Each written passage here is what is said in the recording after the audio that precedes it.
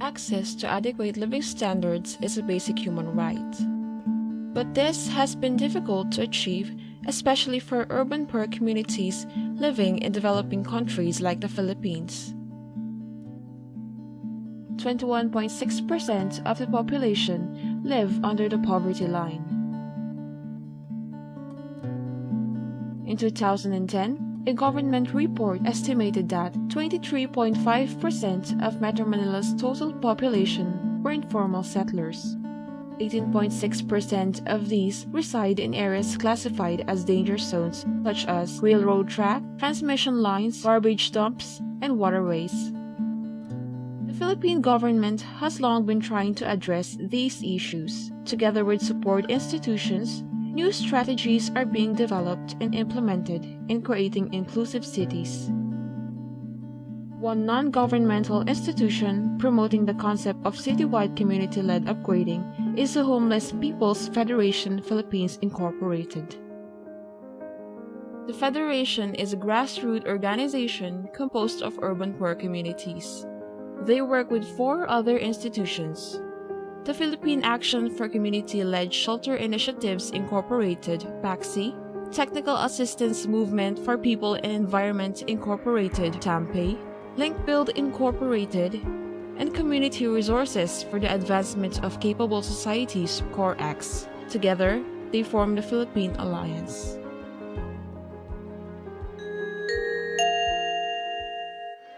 The Philippine Alliance is at the forefront of the citywide initiatives that build on the knowledge and capacities of the urban poor. One of its core initiatives is citywide community mapping, a process in housing by people.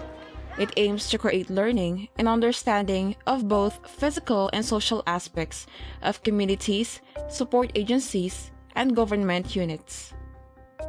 As a community-led process, mapping moves and empowers members of the community as key actors of their own development. The Philippine Alliance implements and promotes mapping in cities with varying contexts across the country. Mapping is generally anchored on 5 basic strategies. First, building initial commitments such as signing of Memorandum of Agreement, courtesy calls to barangay officials, and general assemblies with association leaders.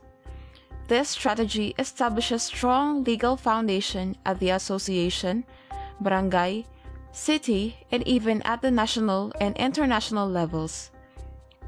Second, transfer of knowledge to communities. By training core teams on basic mapping concepts and processes, the Alliance not only capacitates communities in doing mapping on their own, but also ensures sustainability of the whole process. Third, information gathering. Community members work hand in hand with the Alliance and other stakeholders in using various data gathering tools such as base maps, GPS devices, and scaling for spatial data, household survey forms, and settlements profiling for statistical and demographic data, interviews and focused groups discussions for historical and narrative data.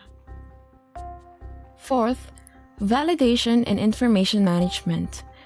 All data gathered are then verified by community members themselves.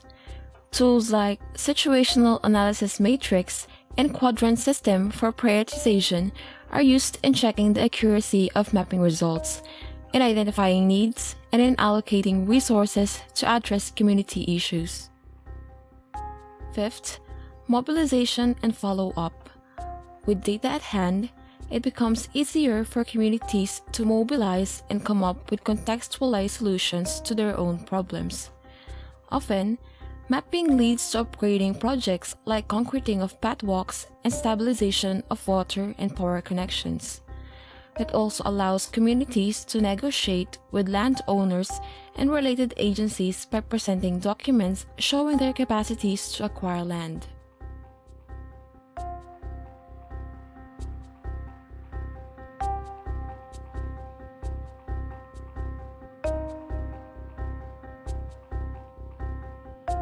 Community mapping process, but it's a very simple gathering of the data, information, population, like whole demographic information of the community.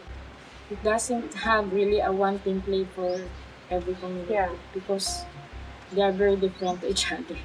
It depends on how the community responds and how the community open to the process.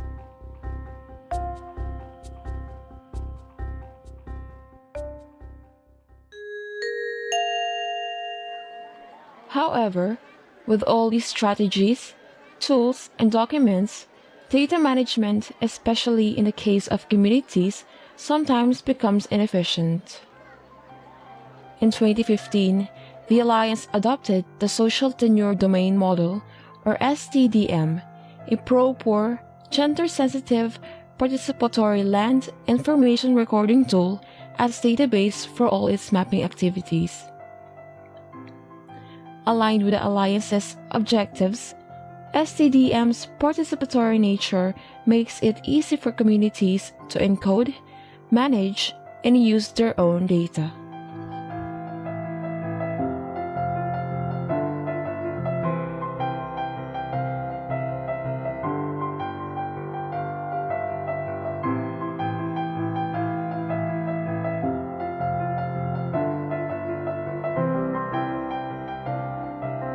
The introduction of STDM has helped the Alliance in its mapping activities. Together, these tools has created impacts in people's lives.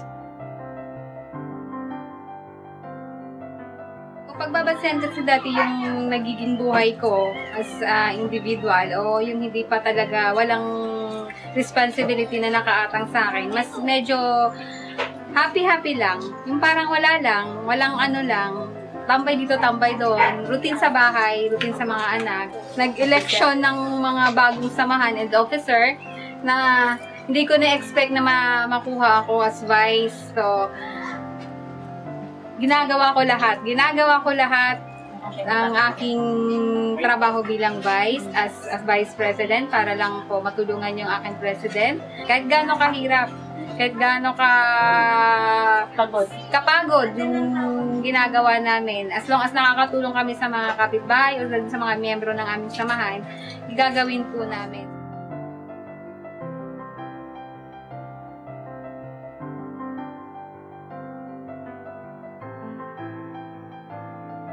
In mapping, we had challenges. People would tend to misunderstood. And they always have this misconception that after mapping, there will be devolution. So that's why we had to work on it and we maximize the sense of community. That's the first approach we did. Because sense of community in the Philippines is very, very, very strong. So there is trust in community members. Second, we keep on building the trust level, okay, between the government and the people. And third, whatever we did, we're making sure that it's participatory. There should be sense of ownership, so that more cooperation, more assistance will be expected from them, and more successful will be the output of the project.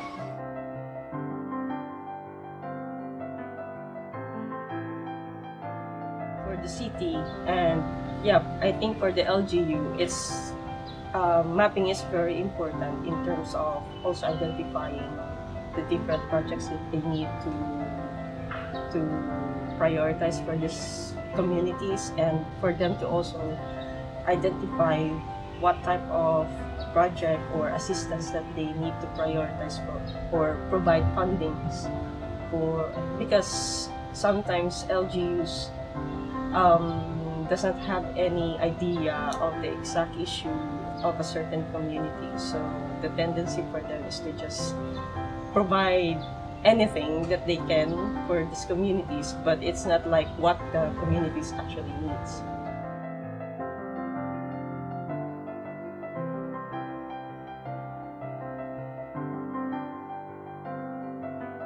People should do it because they need it, not people should do it because they'll be receiving an allowance from the city.